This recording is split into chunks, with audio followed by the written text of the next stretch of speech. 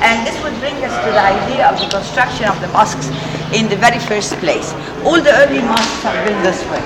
Open court and the mosque around it.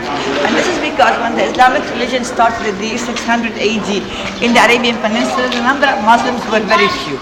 All what they needed to do is to shelter their head from the heat. So they placed 4 palm logs and mats on top of them and they were praying in the desert. As the number got more, they placed another 4 palm logs parallel to the first 2 with more mats. The number increasing, they added between the mats. So it turned out to be a square building with an open space in the middle. As they started to build, they found that this was a very convenient way of building. Why?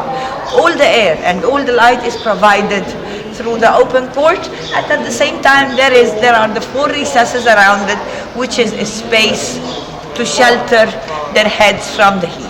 So all the early mosques are built that way. Later on, during the Ottoman Turkish time period, when there was the influence of the European churches on the Islamic architecture, they adopted the idea of building a closed building, and the open court is separated from it, like the mosque we just came from.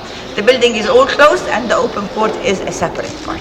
So this came later on with the influence of the construction of churches in Europe on mosques. Over here you see the pointed arches.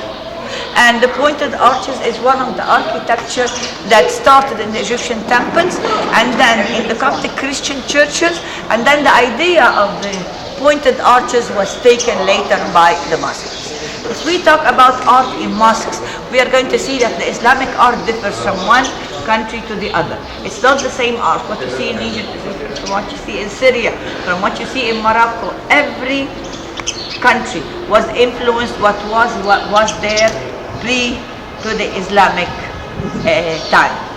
So you are going to see the influence of the Coptic churches on mosques very clear in 2 things: in the pointed arches and in the wood, which is inlaid with mother of pearls and ivory in the earlier mosques. So as you go inside the main recess, you are going to see the niches. The niches here, as well as the pulpit, is all made out of wood, inlaid with mother of pearls and ivory, pretty much the same like the Coptic churches that we are going to see when you come back from Upper Egypt. If you go to Syria, you'll see the influence of the Sasanian art, which is the Persian art.